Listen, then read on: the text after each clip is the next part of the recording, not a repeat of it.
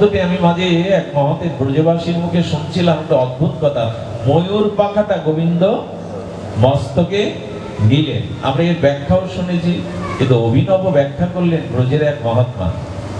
আচ্ছা, ময়ূরকে বৃন্দাবনে এক দুটি, গোবিন্দের মাথায় ময়ূর পাখা কটা? অনেকগুলি। সব ময়ূরের পাখা ধারণ করতে পারবেন উনি? হাজার হাজার লক্ষ লক্ষ ময়ূর। আচ্ছা, কোন ময়ূরের পেখমটা গোবিন্দ মস্তকে ধারণ করেছেন? সব ময়ূরের পেখম তো তিনি ধারণ করেননি। শুনুন তাহলে, এটি রাধারানীর ময়ূর। ময়ূরদের মধ্যে ভাগ আছে, কেউ গোবিন্দকে ভালোবাসে, কেউ রাধারানীকে ভালোবাসে। তো রাধারানীর প্রিয় এক ময়ূর একদিন কি করছে, রাধারানী যমুনাতে জল আনতে আসছেন, আর বৃন্দাবনের ব্রজবাসীরা জল আনে, ঘোড়াটা 2-3টে ঘোড়া থাকে, তাই না? রাধারানী অবগুণ্ঠিতা হয়ে আর লজ্জাশীলা হয়ে সেই নূপুর ধ্বনিতে চলার গতি যেন নৃত্যের গতি। রাধারানী চলেছেন, ময়ূরটাও পিছে পিছে। অনুরাগ থাকলে ভালোবাসার মানুষটা তো পিছনে যাবেই, প্রাণীটা যাবে। ময়ূরটি রাধারানীকে অতীব বড় ভালোবাসে। রাধারানী জল ভরতে বিলম্ব হতে দেখে ময়ূরকে হঠাৎ বংশীধ্বনি শুনলেন। শ্রী গোবিন্দের অধর বেণুধ্বনি শুনে, কারণ আচ্ছা, বেণুধ্বনি শুনে ময়ূর যাওয়ার কারণ কি? আহা, সুখদেব গোস্বামী বললেন, গোবিন্দ বেণু হাতে নিত না যদি রাধারানীর নাম বেণুতে কীর্তন না হতো, কোনদিন বেণু হাতে নিত না। আচ্ছা, দ্বারকায় ভগবানের হাতে বাঁশি আছে তো, মথুরায় আছে তো, কোথাও আছে কি বৈকুণ্ঠে? ব্রজে কেন বাঁশি? বাঁশিটা তোমার জন্য। রাধা ছাড়া বাঁশি অন্য কিছু জানেও না, বলেও না। গোবিন্দ যেন বললেন, কণ্ঠ সঙ্গীতের থেকে যন্ত্র সঙ্গীতের আবেদন আরো গাঢ় হয়, তীব্র হয়। মাঝরাত্রে যদি কেউ রাগ রাগিনীর দ্বারা বংশী আলাপ করে, কেউ মন স্থির রাখতে পারবেন না। যদি বংশী স্বরালাপ হয় মধ্যরাত্রে, বিশেষ করে মেয়েদের মায়েদের মন উচাটন হবেই হবে, অন্যদেরও স্পর্শ করবে। গোবিন্দ দেখেছিলেন কণ্ঠে রাধা নামে যে মাধুর্য, তাতে পিপাসা মিটবে না। যদি বংশীর ধ্বনি দ্বারা রাধা রাধা কীর্তন করা যায়, তার আবেদনটা বেশি হবে। রাধা নাম কেন গোবিন্দ মুরলী নিয়েছিলেন? যেদিন অক্রুর মহারাজ, আমি মাঝে মাঝে খুব দুর্বল হয়ে যায়, আবেগ প্রবন্ধ। আমি ধীর না, আবেগ প্রধান। আবেগ ভালো জিনিস না, কাঁদতে হয়, ঘরে দৌড় দিয়ে কাঁদা উচিত, কিন্তু পারি না। আমি মাঝে মাঝে নিজেকে আবেগ সামলাতে চেষ্টা করি। আজকাল একটু সামলাতে চেষ্টা করি, কিন্তু পারি না। কারণ অনেকের ধারণা যেন এই যে না জন্মায় বিল্লমঙ্গল কেঁদে কেঁদে হরি কথা বলে, তাই শুনতে যাচ্ছি, এরকম সিদ্ধান্ত যেন না হয়। তবু পারি না, জানেন, আবেগ ধরে রাখতে পারি না। যেদিন অক্রুর মহারাজ ব্রজনাথকে ব্রজ থেকে নিয়ে যাচ্ছেন, সেদিন গোবিন্দের বাঁশিটাও ছিল কোমরে, পিতবসনে বাঁশিটাও রাখা ছিল।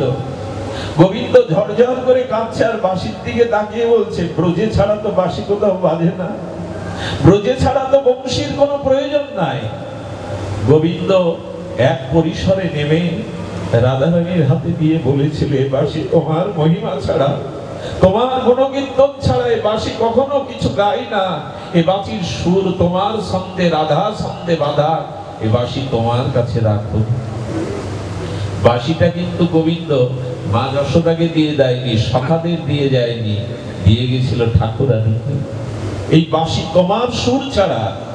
এখন গোবিন্দ যেই মুরলীর পঞ্চম দানে সেই বেণুরবে রাধা নাম কীর্তন করছেন, আর রাধারানীর প্রিয় ময়ূরটি ওই রাধা নাম শুনেই ছুটে চলে গেছে। প্রিয়জনের নাম শুনলে তো দেখতে ইচ্ছা করে প্রিয়জনের। আর এই রাধারানীর প্রিয় ময়ূরটি যখন রাধা নামের বংশী বেণুধ্বনিতে ছুটে গেছে, দেখছে বাঁশির সুর এত সুন্দর, কিন্তু যে বাঁশি বাজাচ্ছে সেও তো এর থেকে সুন্দর। ময়ূরের চোখ থমকে গেছে গোবিন্দের রূপ লাবণ্য মাধুর্যে। তার কমল বদন, আকার্ণ বিস্তৃত নয়ন, তার কর্ণে যে কুসুম, আর এই শোভা নীল আভা দেখে ময়ূরটার চোখে জল এসে গেছে। বাঁশি যে বাজায়, রাধারানীর যে বংশীধ্বনি করে, তার রূপে এত মাধুর্য। সেই মাধুর্যে ময়ূরটা তখন কি করেছে, নাচতে শুরু করে বাঁশির সাথে, বাঁশির সুরে নাচতে শুরু করেছে। ওই ময়ূর যখন নৃত্য করছে, তার নৃত্যের ছন্দে আর বাঁশির সুর লহরীতে গোবিন্দ চোখ খুলে দেখে ময়ূর নৃত্য করছে। এই ময়ূর নৃত্য করছে রাধারামে। গোবিন্দ বুঝে নিলেন এটা রাধারানীর কোন প্রিয় ময়ূর। গোবিন্দ মনে মনে করেছে তার প্রিয় ময়ূর যখন এসেছে, তখন প্রিয়াজি নিশ্চয়ই এসেছে আশেপাশে। ময়ূরকে যদি আমি অনুসরণ করি, প্রেমময়ীকে আমি পাবই পাবো। গোবিন্দ ব্যাকুল হয়ে আর সেই ময়ূরের পেছনে ছুটছে। ছুটতে ছুটতে ছুটতে ছুটতে যমুনা পুলিনে গেলেন। যমুনা পুলিনে গিয়ে ময়ূর যখন রাধারানীর সামনে দাঁড়িয়েছে, রাধারানী সেই জলের ঘড়াগুলো পূর্ণ করে যখন উঠেছে, সম্মুখে জ্যোতির্ময় মূর্তি দেখে রাধারানী যেই ঘোমটাটা চোখের সামনে থেকে সরিয়েছে, সেই চিরসুন্দর চিরমনোহর ত্রিভঙ্গ ধাম অরিন্দম ভগবানের মাধুর্য দর্শন করার সাথে সাথে রাধারানীর অঙ্গ পুলকিত হয়ে কাঁপতে কাঁপতে ঘোড়াগুলো সব পড়ে গেল। আর পড়লো কি করে জানেন? সেই ঘোড়ার জলগুলো রাধারানীর বসনটাকে, অঙ্গটাকে ভিজিয়ে দিল। আর রাধারানীর অবগুণ্ঠিতা জলে সিক্ত বসন এবং রাধারানীর মহিমা দর্শন করে গোবিন্দ বলল, আমাকেও মোহনী করতে পারে এমন কেউ আছে? এত রূপ তো বেদের শাস্ত্রের পৃষ্ঠায় নাই। কাকে দেখলাম আমি? দেখুন, চিরদিনের চেনা তবু কত নবরাগ। ভালোবাসার মানুষকে একবার দেখলে মনে হয়, 100 বছর পরে দেখলে মনে হয় প্রথম দর্শন করছি, প্রথম দেখছি। এর নাম অনুরাগ, এর নাম প্রীতি, এর নাম পূর্বরাগ।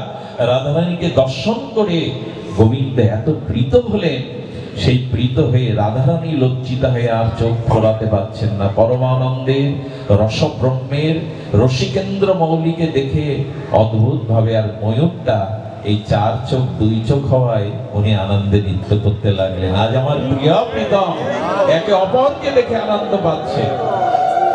ময়ূরের আনন্দ হলো যুগল দেখে, আমার হলো না।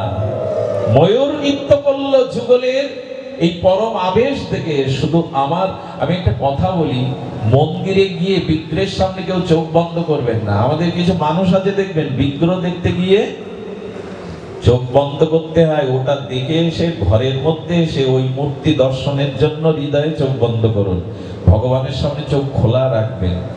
এই চোখটা পেয়েছি তো ওই অপরূপ রূপ দর্শনের জন্য। মন্দিরে গিয়ে প্রাণ ভরে বিগ্রহকে দেখবেন। আমি আজও দেখেছি, ব্রজের অনেক মহাত্মা প্রতিদিনই দেখেন গোবিন্দ গোপীনাথ যারা দেখেন, বিশেষ করে জয়পুরে গোবিন্দজির দর্শনে আমি কি বলবো, আমার ভাগ্য হয়েছিল। আমি সেদিন মাথা নিচু করে চলে এসেছিলাম। একটা বাচ্চা চকলেট নিয়ে গোবিন্দজিকে বলছে, নাও লালা নাও। আরতির সময় এরকম ভঙ্গি, কেউ হাততালি দিচ্ছে, গোপাল গোবিন্দজি এরকম হাততালি দিচ্ছে, কেউ খোল তুলছে, কেউ কীর্তন করছে, কেউ নাচছে। দেখছে সাক্ষাৎ ভগবান সম্পর্কে থাকলে যে অনুভূতি হয়, 15,000 লোকের একই সাথে অনুভূতি হচ্ছে। কেউ কীর্তন, কেউ গান, কেউ সঙ্গীত, আর অপলক নয়নে তাদের পলক যেন ওখানে থেমে গেছে, অনিমেষ নয়নে দেখছে। মন্দিরে বিগ্রহ দর্শনে কেউ চোখ বন্ধ করবেন না, ওইখানে প্রাণ ভরে হৃদয়ে দেখে বাড়ি এসে ধ্যানের মূর্তির জন্য চোখ বন্ধ করবেন। এই নয়নের শোভা, এই নয়নের সার্থকতা ওই রূপ দর্শনের, মরি মরি ওই অপরূপ রূপ দর্শনের জন্য এই চোখ জগতের অন্য কিছু দর্শনের জন্য গৌণ, ভগবানকে ভক্তকে দর্শনে। এই জন্য নলকূপের মণিগ্রীব বলেছিল, হাত তোমার সেবায় লাগুক, ভক্তের সেবায় লাগুক, কান তোমার অমৃত গুণকথা কৃষ্ণ রসায়ন কথা শুনুক, মস্তক তোমার ভক্ত চরণে তোমার চরণে নত হোক, পা সাধু সঙ্গে হরিকথা ভজনস্থলিতে থামে যাক। সব কিছু বলতে বলতে জিহ্বা তোমার গুণকীর্তন, ভক্তের মহিমা গুণকীর্তন করুক। কিন্তু চোখের বেলায় বললেন, চোখ যেন ভক্ত সাধু দর্শন করে। কিন্তু চোখের বেলায় কেন বলে, হ্যাঁ সাধুকে দর্শন করো, সাধুকে দর্শন করলেই ভগবানকে দর্শনের পিপাসা লেগে যাবে। কারণ দৃষ্টির একটা ক্ষমতা আছে, দৃষ্টি দিলে না দৃষ্টির মধ্যে অনেক কিছু বিনিময় হয়ে যায়, ভাব বিনিময় হয়ে যায়। এই জন্য ভগবানকে আমাদের বাকি বিহারীকেও বলা আছে, আরে বাকি বিহারী একদিন পূজারী, তখন এই ঝলক দর্শন হতো না। বাকি বিহারীকে এক